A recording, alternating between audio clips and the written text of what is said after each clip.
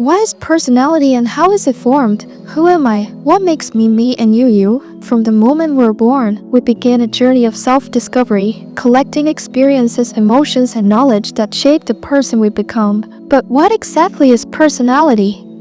Is it something we are born with, or does the world around us mold us like clay, shaping our thoughts, desires, and beliefs? In this journey of exploration, we will dive deep into the nature of personality, what it is, how it is formed, and whether it is truly ours, or simply a reflection of the forces acting upon us. The illusion of the self. Are we born with a personality? Imagine a newborn child, eyes wide open, seeing the world for the first time. Does this child already have a personality, or is it a blank slate, waiting to be written upon by life itself? Some philosophers and scientists argue that we are born as tabula rasa, a blank slate, with no inherent traits, only the potential to develop. According to this view, our personality is not something we are born with, but something that emerges as we grow, shaped by our experiences, culture, and interactions with the world. But is that entirely true? Modern psychology suggests that we do not start as empty vessels. Even as newborns, we have differences in temperament. Some babies are naturally calm, while others cry often and react strongly to new stimuli. This suggests that personality is not entirely formed by the world, it is also influenced by something deeper, something we carry within us from the very beginning. Could it be that personality is a delicate balance between what we're born with and what life imposes upon us? The building blocks of personality, nature versus nurture. Scientists have long debated what shapes our personality more, our genes, nature, or our environment, nurture. The truth, as it often is, seems to lie somewhere in between. 1. Genetic influence. Are we predisposed to be who we are? It is undeniable that some aspects of our personality are written in our DNA. Studies of identical twins who share the same genetic material but grow up in different environments show remarkable similarities in their behaviors, preferences, and even fears. For example, two identical twins separated at birth might grow up to prefer the same types of music, have similar careers, or even laugh at the same kind of jokes. This suggests that certain personality traits such as introversion, extroversion, and even risk-taking tendencies are hardwired into us from birth. But if genetics define everything, why do siblings raised in the same household often have completely different personalities? Why does one child grow up to be adventurous while another prefers solitude? This is where the power of nurture comes in. 2. Environmental influence. The world as a sculptor. Imagine a garden where seeds are planted. Each seed carries its own potential, but the soil, the amount of sunlight, and the care given to each plant determine how it will grow. Our environment works in the same way. The way we're raised, the people we meet, and the challenges we face all shape our personality.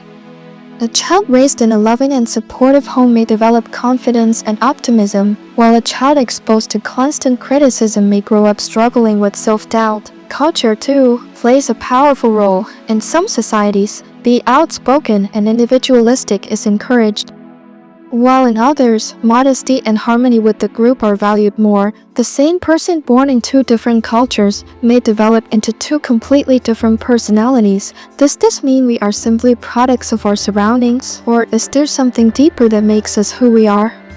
The role of experience. The stories that shape us. Every experience we have leaves a mark on us. Some experiences are like raindrops, barely noticed, while others are like storms, reshaping the landscape of our minds forever. 1. Childhood. The foundation of personality. The first years of our lives are the most crucial.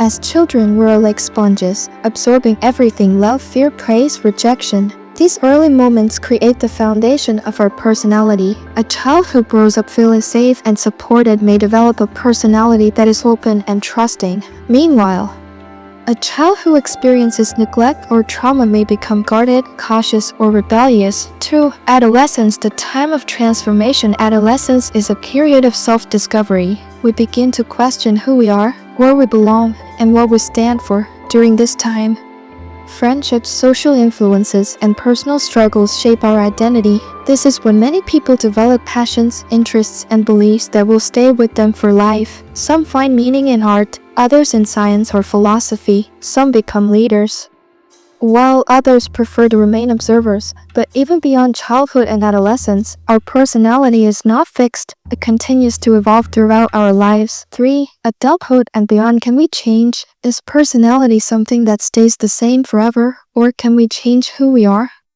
Neuroaffective studies suggest that while some core traits remain stable, our personality is flexible. A once shy and introverted person can, through life experiences, become more outgoing. A carefree individual can become more serious after facing hardships.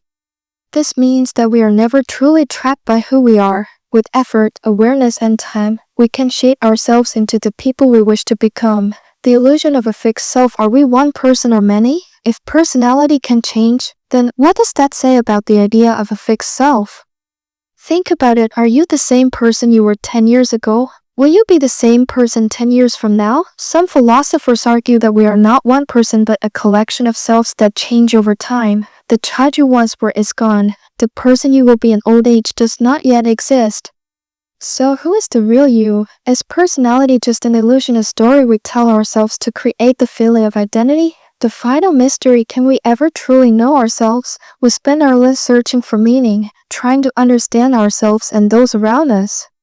But can we ever fully grasp who we are? Or is personality something fluid, ever-changing, impossible to define completely? Perhaps the answer is this: personality is not a thing we have but the journey we take. It is the sum of our choices, experiences, and transformations. It is both inherited and shaped, fixed yet flexible, a paradox that makes us uniquely human. And maybe, just maybe, the greatest adventure of all is not discovering the universe but discovering ourselves. So, what do you think? Are we born with a personality? Or do we create it? And most importantly, can we ever truly know who we are?